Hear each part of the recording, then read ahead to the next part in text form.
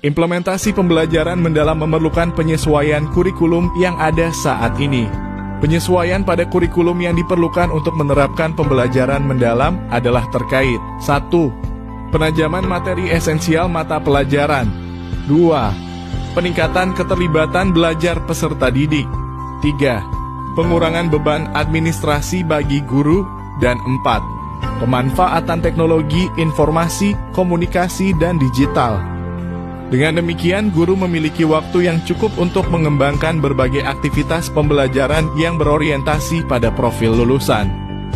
Karakteristik kurikulum yang digunakan dalam implementasi pembelajaran mendalam adalah sebagai berikut: dinamis, fleksibel, dan responsif. Kurikulum bersifat dinamis, fleksibel, dan responsif sehingga memungkinkan adanya pembaruan berdasarkan kebutuhan masyarakat yang berkembang sesuai dengan kemajuan teknologi.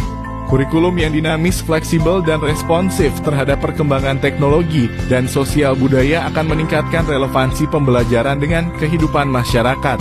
Dengan demikian, sekolah dapat mengimplementasikan kurikulum yang disesuaikan dengan konteks sekolah. Berpusat pada peserta didik.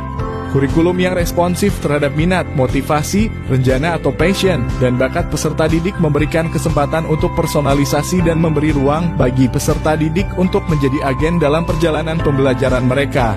Kurikulum yang berpusat pada peserta didik akan mendukung pengembangan potensi setiap individu dan memungkinkan mereka belajar sesuai dengan gaya serta ritme masing-masing. Pembelajaran terpadu.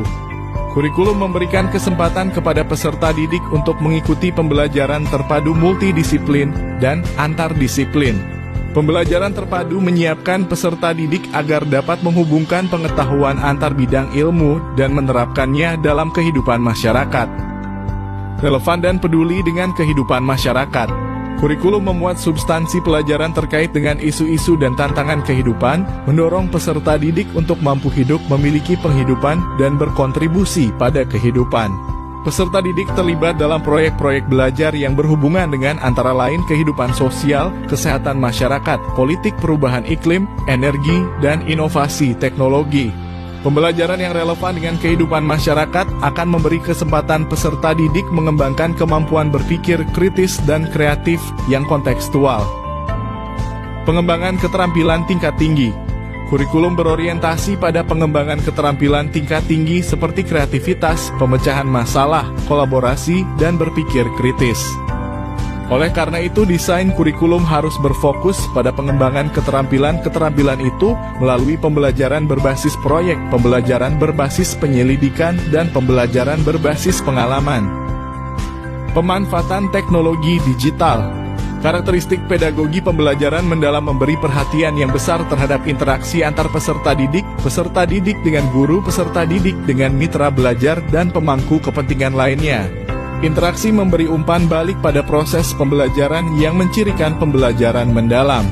Interaksi akan lebih optimal terjadi jika pembelajaran memanfaatkan teknologi digital. Pemanfaatan teknologi digital bahkan untuk wilayah yang belum terjangkau fasilitas internet dapat dilakukan dengan berbagai cara seperti sekarang, termasuk semi-online atau internet offline digital library, WAN, LAN, dan sebagainya. Implementasi pembelajaran mendalam mendorong partisipasi aktif peserta didik dalam berbagai kegiatan pembelajaran. Guru berperan sebagai aktivator dan motivator yang membantu peserta didik mengeksplorasi, berkreasi, dan mengaitkan hubungan antar konsep. Beberapa karakteristik pendekatan pembelajaran mendalam dengan prinsip berkesadaran, bermakna, dan menggembirakan antara lain pembelajaran aktif, kolaboratif, pembelajaran terdiferensiasi. Dengan demikian, guru harus memahami karakteristik peserta didik dengan berbagai strategi pembelajaran untuk menciptakan pembelajaran yang berkesadaran, bermakna, dan menggembirakan.